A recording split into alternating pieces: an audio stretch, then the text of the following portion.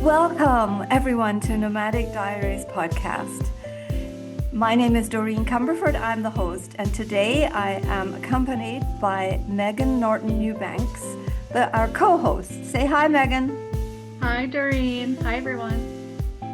Can you believe this is our last episode? It is so bittersweet, Doreen. I was reflecting back. Honestly, we've been doing this for the past 10 months. Yes, we have. Yes, incredible. What a And you project. still have a smile on your face. It's been a journey and a learning, opportunity, and just it's also been incredible to speak with all our guests.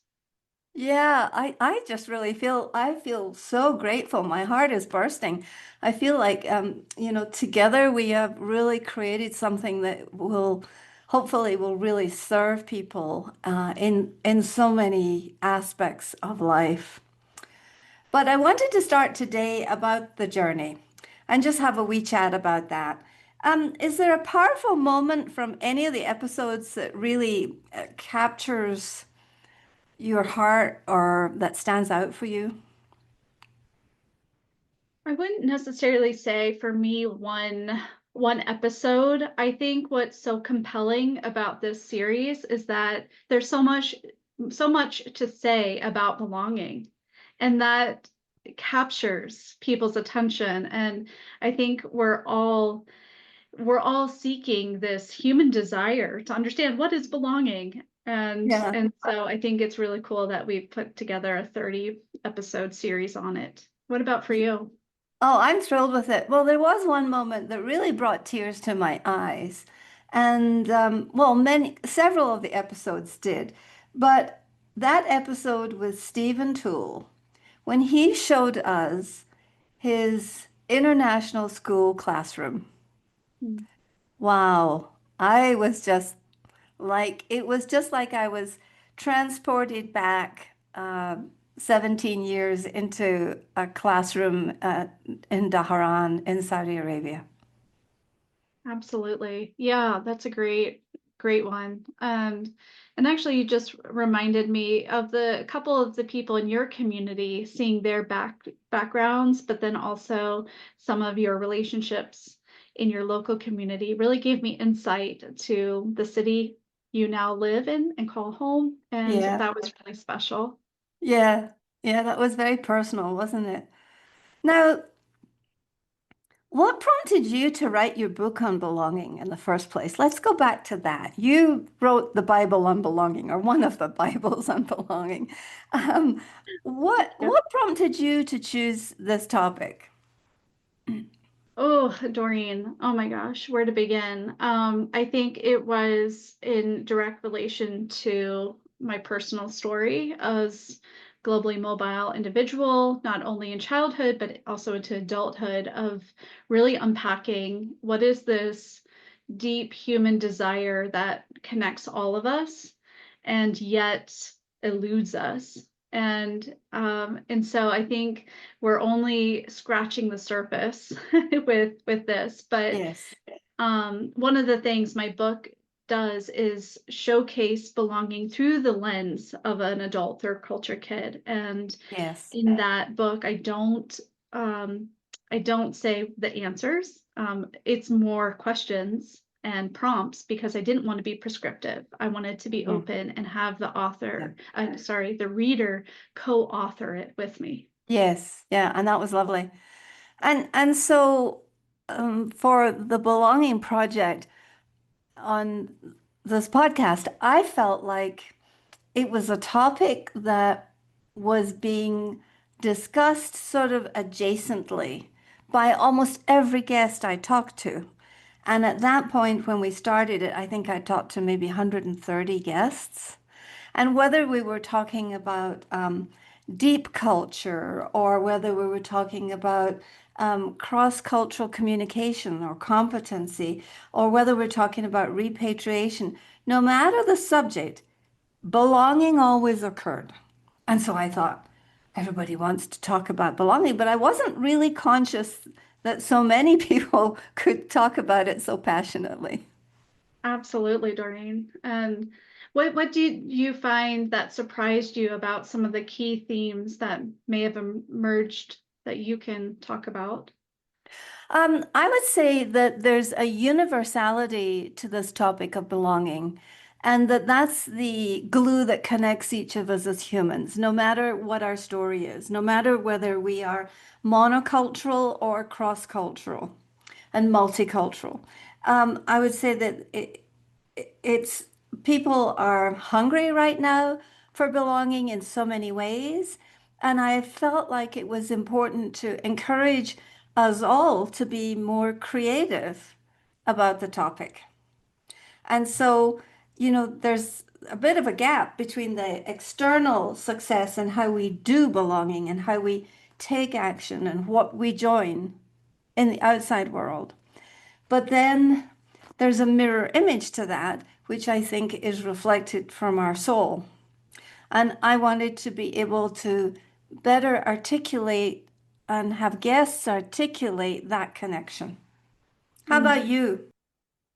I like what you said about better articulating. And I think that for me, what I have found in listening to these guests and also in reading up on belonging, there's a difference between connection to and connection with.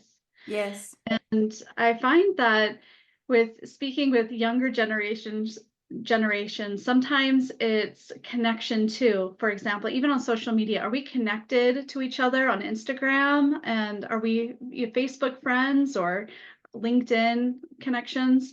But talking with some older generations on this podcast and just intergenerational dialogue, there's this connection with and thinking about Yeah.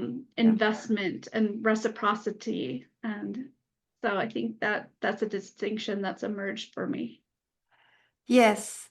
I also thought that the Marcia did a fabulous job of speaking to us about the sense of belonging that is actually lodged within our bodies. And she talked about somatics. And she talked about the soma and how it's, sort of the story of the soul, and our bodies are what houses that soul, that invisible part of ourselves. And I thought that was a fabulous episode. It was almost, one of the things I think she said was the body knows before the mind does. Mm-hmm. Yeah. And I think that was another sort of drop the mic moment for me. I was like, wow, yeah, pay attention, what's going on in the body. So that was there anything else that surprised you? Surprised me is honestly that there are 30 episodes, there are 30 discussions about belonging, and yet there's so much more to this topic. And yet, Yes. how do we talk about, marital belonging? How do we talk about, sibling belonging or children, parent relationship? Because belonging is relational to people, but it's also relational to place, to purpose, to our own becoming. And so those could be titles in episodes in and of themselves. And so while I think we've created a beautiful collection of different perspectives and important knowledge, I also want us to take it a next step further for the listener, for us as co-hosts to say, what else are we missing? What else Yes. can we learn? Yeah, I have the same feeling. It's like, oh, I'm not quite sure I want this to stop because, we we thought we'd have 10 episodes, and we've ended up with about 30 episodes, which was never the plan.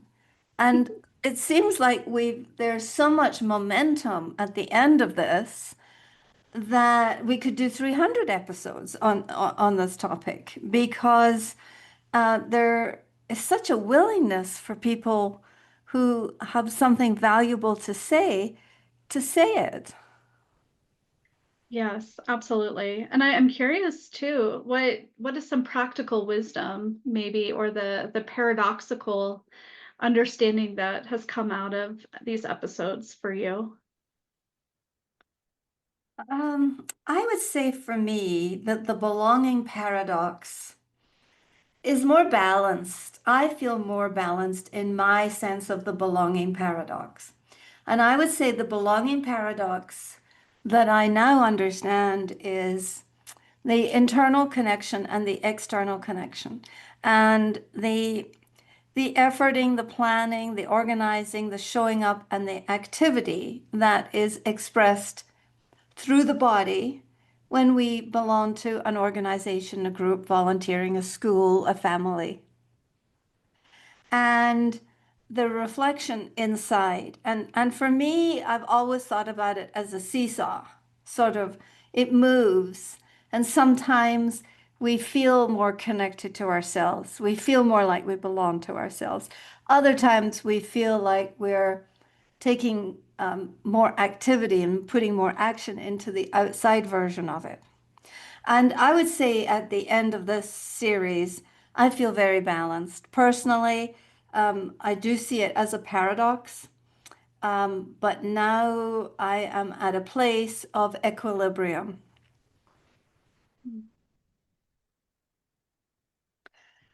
Were there certain age groups more settled than others in the conversations, do you think? I really enjoyed older generations and hearing their perspective.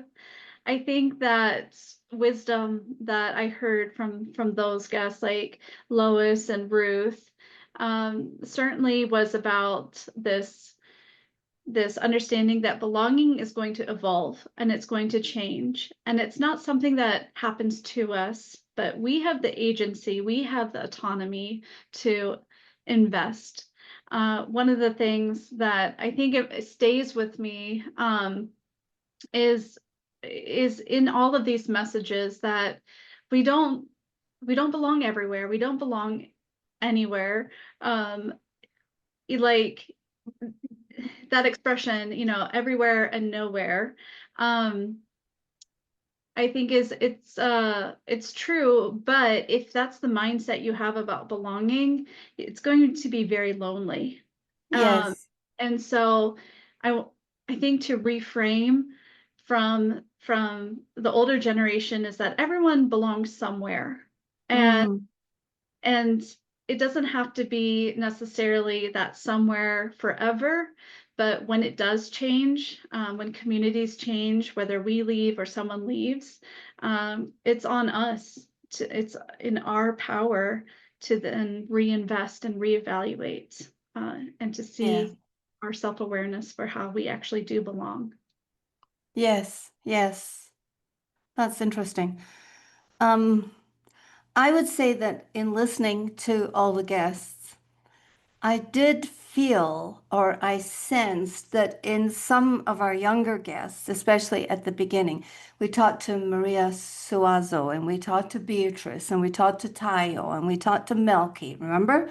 And we sort of started off in that field. And of course, number one, the language is different. Mm, The way we discuss it is different. And their approach almost felt more technical to me.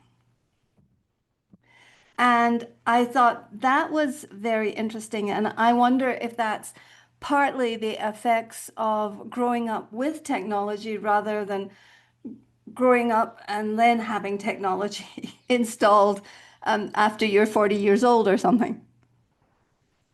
And so that was quite marked to me. And I think as the series went along, we kind of started to feel our way and grow wings on what sort of questions did we need to lean into and what kind of wisdom could we pull out of these people. And it seemed to evolve and take on a life of its own. And that really was part of the paradox of just being in the moment and allowing all these amazing beings to express their sense of belonging or lack of belonging or painful experience. I mean, like Sion's was very painful. And we listened, with tears in our eyes to some stories. Would you agree? Absolutely. And well said. There was an evolution of over the 10 months of how even we facilitated conversations and created Yeah. space. Yeah. I almost want to say like the beginning, and maybe listeners will pick up on this. Some were very transactional, like ask a Yeah. question, here's the answer. Ask Yeah. a question, here's the answer. And in some, there was more space. And to your point about technical language, I think because belonging is a buzzword, especially now in corporate spaces and workplace phenomenons, sometimes we do give canned answers, and Yes. but I think the magic is that we created space to unpack that and say, what does that really mean to you personally? Yeah. And yeah, and I think of the lighthearted episode, like Andrea, we're talking about fashion and belonging in fashion. So Yeah. there's a whole spectrum of emotions and Yeah. react. I think with Yeah. And we laughed our way through that. And then the ones that we talked about music and food. We did these little mini episodes um so that people could have a break and not listen to keep listening to very, very long episodes. Um, I love the parts that where there were concrete practices that people shared with us. That meant a lot to me. And Ruth Van Reken brought a lot of that out, about just taking a beat and pausing. Um, I think that also Andrea Schmidt reminded us of why we go overseas and the benefits of raising children as third culture kids overseas. And I thought that that was so appropriate to finish that fun episode on that note. And then I also think about the episode with Cass Stewart, who is a BBC producer. And I think about her episode talking about her sense of belonging to the team. And the team was just built for a very few short weeks of filming a documentary under very harsh, extreme, and difficult conditions, and how they depended on belonging for survival for each other because they were working such long days. So it really kind of opened up my eyes to all different ways that we've considered this topic. And it just makes me giggle when I think about the delight it has been to talk about this subject for so long. yeah, absolutely. And I think of even like Carolyn Grant's uh, Yes, episode and her story of belonging in multiple places as self-initiated expat and her family. Um, yes, yeah, Dr. Helen Dr. Fagan, Helen. Mm-hmm. where yes, she's a brilliant mind, right? An academic professor, and for her to break it down into bite-size, digestible pieces, I think that's a real skill. I think so too. And I just feel like we had Hiroko, who had, that perspective of not only writing a song, but also a very, very national perspective of helping specifically Japanese TCKs or people who are moving to Japan and were very, very specialized in that. And while we had people like Patrick Cadian, who, is in a school in Thailand and facilitates all these different classes and experiences with different kids from different nationalities. And I thought, wow, this could just go on forever because it seems like all these experts have something valuable to contribute to the topic of belonging. Mhm. I couldn't agree more. Yeah, I know. We could talk about all of them and rehash, even what Beatrice said and Camille, what Jamina, all of them have nuggets of wisdom, and I think that's what's super unique about this collection. Yes, yeah. And so Was there anything that shifted you personally when you think about the topic of belonging? I like this question. I think it's a question that actually came up for me. Last week I was at a conference here in Omaha, and the keynote speaker was Adam Smiley Poswalski, and his keynote speeches are all about workplace belonging. Mm, One thing that stuck with me from that keynote, he said, was we know belonging when we see it, when we feel it, and yes. when it's missing. Yes. And so yes, like we know it, but can we implement it? Can we embody it? Can we do it? And that's where I think there's so many different ways of defining belonging. Yeah. Um, And so also so many different ways of moving forward. right, right, exactly. And so what I take away from the guests is that something I write about in my book is that belonging is not found, it's formed. Yes. And so everybody who has participated in this, and I think the listeners are going to recall somebody who's made a difference in their life. And it might not have been a big gesture, it could have been a small thing they remembered. But it's in those moments that we know we are known and seen and understood. And how then are we investing in others the same way? Yes. How are we passing the baton on as if it were? Yeah. Yeah. Well, I enjoyed all the moments of the tears, the laughter, the discussions on food and fashion and language and all the things we did. Um, do you have any questions that remain unanswered that you still want to ask people? Yeah, it's certainly what I mentioned just a few minutes ago. It's still all the relational dynamics that exist in the world. How does belonging show up in those? And Mm, mm, what's yeah. important to people, Yes. what's Yeah. significant. And so yeah, I think the series could become multi-series through all of No that. promises. Let's just get this Yeah, one out. we need break. We need break. But Series one, but stay tuned. There may be a two. what about for you, Doreen?